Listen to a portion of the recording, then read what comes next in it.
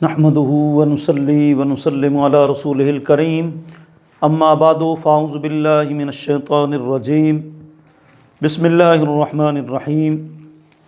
ناظرین، ناظرات، سامعین، سامعات، آج کا ہمارا موضوع ہے آلات جدیدہ سے حیوان کو ذبح کرنے کی شرعی حیثیت۔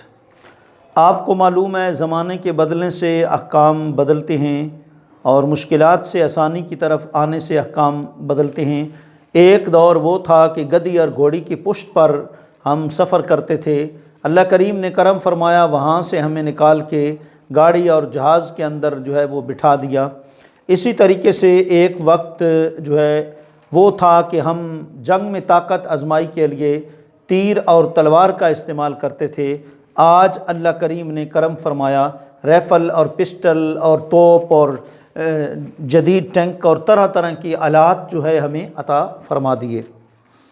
اسی طریقے سے جو ایک نشر و اشاعت کا سلسلہ ہے، ایک دور میں قلم کاغذات کا ملنا ایک نایاب تھا، اور اب اللہ کا کرم ہے کہ اب بہت زیادہ یہ چیزیں عام ہو چکی ہیں۔ تو اسی طریقے سے جانور کو ذبح کرنے کا جو شرعی طریقہ ہے، اس میں قرآن اور حدیث سے دو تین چیزیں ذہن میں رکھنی چاہیے۔ جانور کو جب بھی ذبح کرنا ہے، ذبح کرنے کے بعد اس کو کھانا ہے۔ قرآن نے کہا ہے لا تأکلوا مما لم یذکر اسم اللہ علیہ وإنہ لفسق، فرمایا کہ جس پر اللہ کا نام نہ لیا جائے اس کو نہ کھاؤ۔ اس کا مطلب یہ ہے کہ ذبح کے وقت بسم اللہ بسم اللہ اللہ اکبر وہ پڑھنا چاہیے، اللہ کا نام وہ لینا چاہیے۔ ہاں، اگر بھول کر انسان کو یاد نہیں رہا تو کھا سکتا ہے، کیونکہ ایک روایت میں یوں بھی ہے کلوہ فإن تسمیۃ اللہ تعالیٰ فی قلب کل مؤمن۔ حضور نے ایک صحابی کو فرمایا تھا کہ ٹھیک ہے تم کھا لو، تمہیں یاد نہیں رہا، کیونکہ اللہ کا نام ہر مسلمان کے دل میں ہوتا ہے۔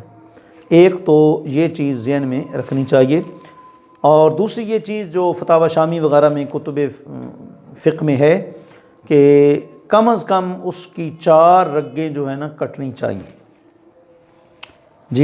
پھر شرعی ذبح ہوگا۔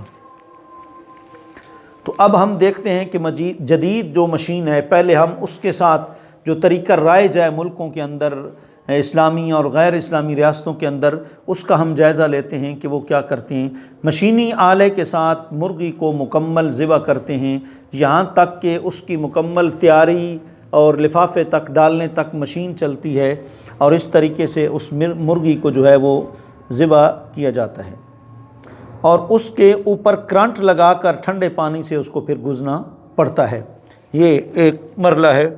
دوسرا مرحلہ ہے کہ جو مشین ہے، چھری کے ذریعے مرغیوں کی گردن کاٹی جاتی ہے، گھومنے والی مشین چھری کے ذریعے۔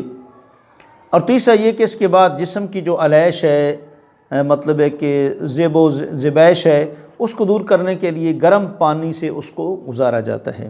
اب یہ 3 ان کے طریقے ہیں۔ تو شرعی طور پر ان کو دیکھا جائے تو ان میں سے ہر ایک قابل اعتراض ہے، اور اس کے بعد پھر جو احتیاطی تدابیر ہیں وہ اپنا کر ذبح کیا جا سکتا ہے۔ جو یہ خرابیاں ہیں ان کا حل ہم تلاش کرتے ہیں۔ جس ٹھنڈے پانی سے مرغی کو گزارا جاتا ہے، اس میں یا تو سرے سے کرنٹ نہ چھوڑا جائے، کیونکہ بے جا ایک اذیت دینا ہے جانوروں کو، اور کیا کہتے ہیں کہ جو اللہ کا نے عذاب دینا ہے وہ بندہ نہیں دے سکتا، لہٰذا اس کو چھوڑا جائے، اس کو سرے سے کرنٹ سے نہ گزارا جائے۔ اور اگر اس کے بغیر گزارا نہ ہو، پھر اس بات کا یقین ہونا ضروری ہے کہ اس کرنٹ کی وجہ سے مرغی کی جو دل کی حرکت ہے، حرکت قلب، وہ بند نہ ہو۔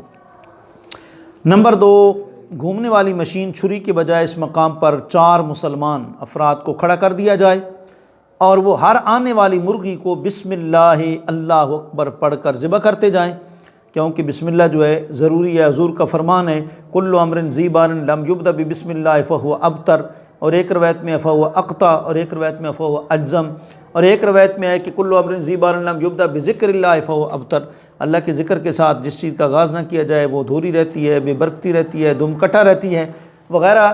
ان حدیث کو دیکھتے ہوئے تسمیہ ضروری ہے، اور مشینی ذبیحہ کی صورت میں وہ حاصل نہیں ہوتی، کیونکہ مشین تو بسم اللہ پڑھ نہیں سکتی، پڑھنی تو بندے نہیں ہے، لہٰذا یہی صورت ہوگی کہ جو ہے 4 افراد کھڑے کر دیے جائیں اور وہ بسم اللہ اللہ اکبر جو ہے وہ پڑھتے جائیں اور پھر یہ عمل کیا جائے۔ جس گرم پانی سے مرغی کو گزارا جاتا ہے وہ پانی اتنا گرم نہ ہو جسے کھولتا ہوا پانی کہا جاتا ہے، کیونکہ وہ تو قرآن میں جہنمیوں کی جو ہے سزا قرار دی گئی ہے۔ ان شجرۃ الزقوم طعام الاسیم کالمہل یغلی فی البطون کغلی الحمیم، حمیم حمام گرم اور کھولتا ہوا پانی اس کو کہا جاتا ہے۔ جی اگر یہ ان تینوں چیزوں کا اطمینان حاصل ہو جائے تو پھر مشینی ذبح کے حلال ہونے میں بھی کوئی شک شبہ اور باقی نہیں رہتا۔ اللہ کریم آپ کو ہم سب کو قرآن و سنت کے مطابق جدید جتنے آلات ہیں ان سے مستفید و مستفیر ہونے کی توفیق عطا فرمائے، لیکن حدود شرع جو ہے ان کی پابندی بھی ہمیں توفیق نصیب فرمائے۔ وآخر دعوانا الحمدللہ رب العالمین۔